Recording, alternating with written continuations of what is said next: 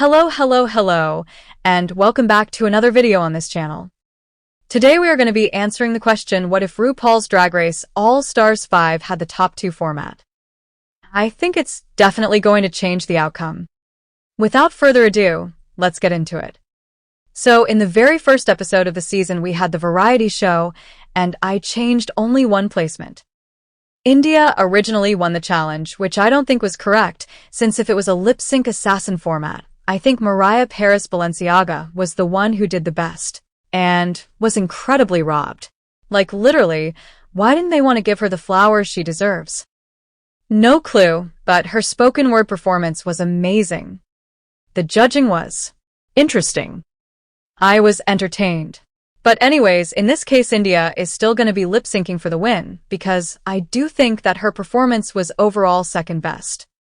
Originally, Alexis Mateo and Ms. Cracker were high, but since Mariah is now in the top, I had to decide which one of them is going to keep their high placement and which one is going to be just safe.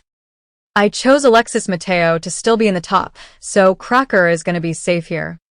As for the bottoms, I was considering putting Ongina in the bottom 2 over Derek Barry, but at the end I decided against it.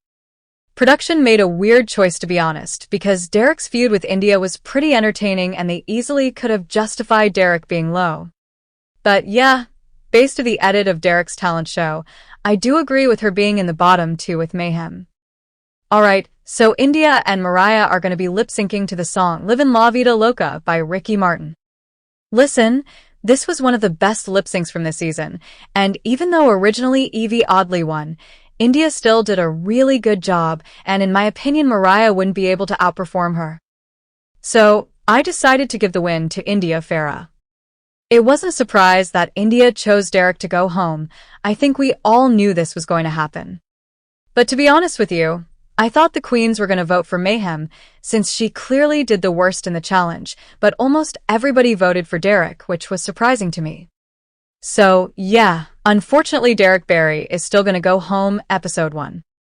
By the way, I don't know if you noticed, but all season 3 girls were in the top this episode. This would be really cool to see if that really happened, but for some reason they didn't give a shit about Mariah. Anyways, let's move on to episode 2, which was the girl groups. I have to say, I really liked this challenge because they had to write a verse about their celebrity crush instead of a verse about themselves, and I think it was much more fun and interesting. Shay ended up winning this challenge, which I absolutely agree with. I think her verse was the best, and her runway look was just fabulous.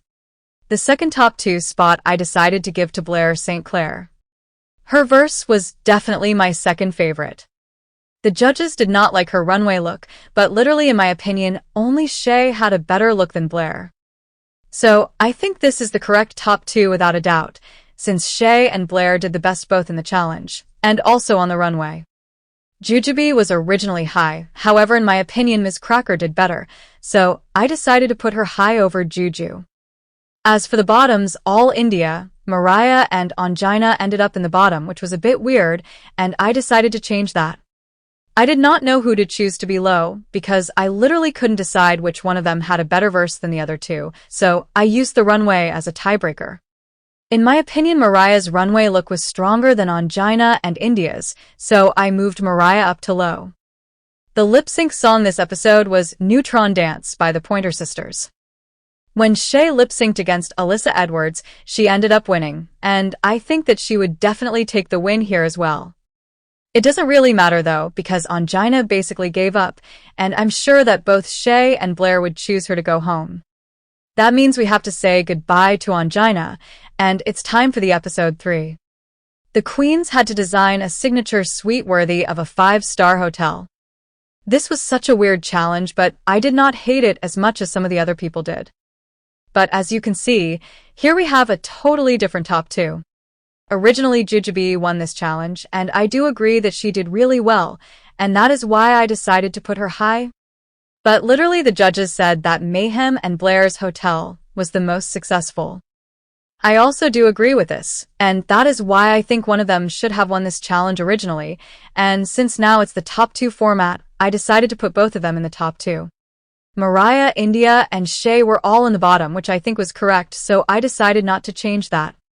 They were overall the weakest. So, The lip-sync song this episode was Juice by Lizzo. Now, who would win the lip-sync? Well, I'm pretty sure it would be Mayhem Miller, and y'all know what it means, right? Exactly.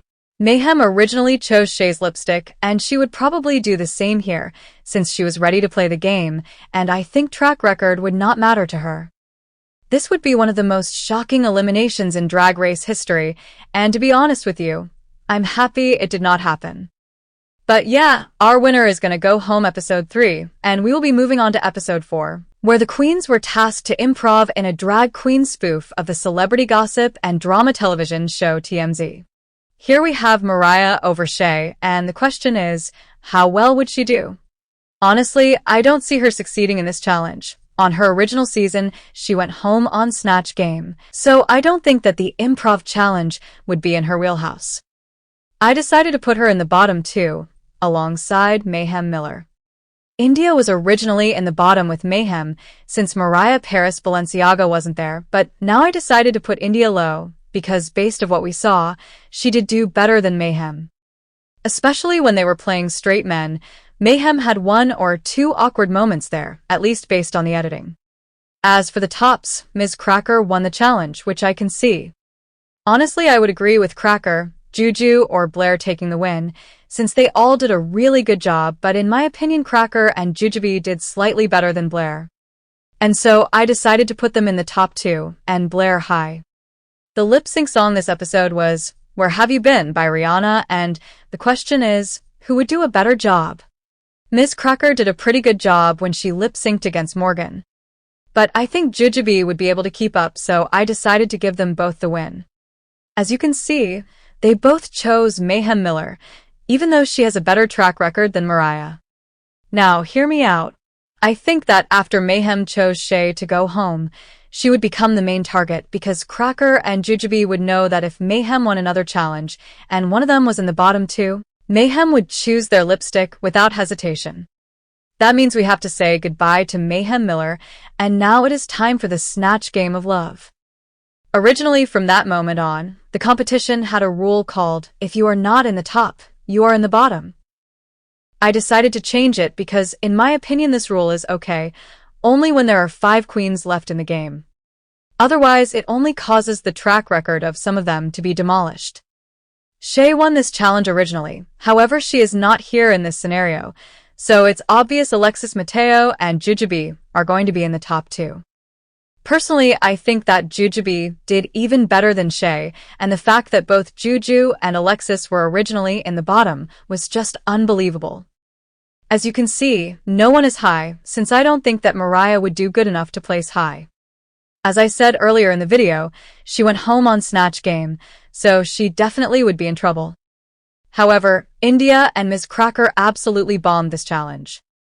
No offense, but their performance was just really hard to watch. Even though it is not Mariah's strong suit, I think she would manage to do better than those two, and that's why I decided to put her low with Blair St. Clair. Blair did pretty fine, I guess, but I can tell she was very nervous. She had a strong start, but then she started to struggle. I was considering to put her just safe, but at the end I decided to put her low. Jujubee and Alexis are going to be lip-syncing to Open Your Heart by Madonna. I think it could go either way, but I decided to give the win to Alexis. Now, in this scenario, India didn't accuse Alexis of something she did not do, and also Alexis at one point said that India was not an option for her. However, I'm assuming she would choose India to go home, because it was really her time, and I don't think Alexis would want to go against a group after what happened with Mayhem. That means we have to say goodbye to India Farah, and now it's time for the ball. So, the 2 categories were Country Cousin and Backyard Eleganza. Ms. Cracker ended up winning the challenge, which I do agree with, so the first top 2 spot belongs to her. Her first look was, I think, the strongest out of all of them, and the one she made was also pretty good, so I think it was deserved. The second top 2 spot went to Jujubee. I was also considering Alexis Mateo to be in the top 2, because the look she made looked stunning, but Jujubee did great in both categories, while I was not a fan of Alexis's first look. So that's why I ended up putting Jujubee in the top over Alexis.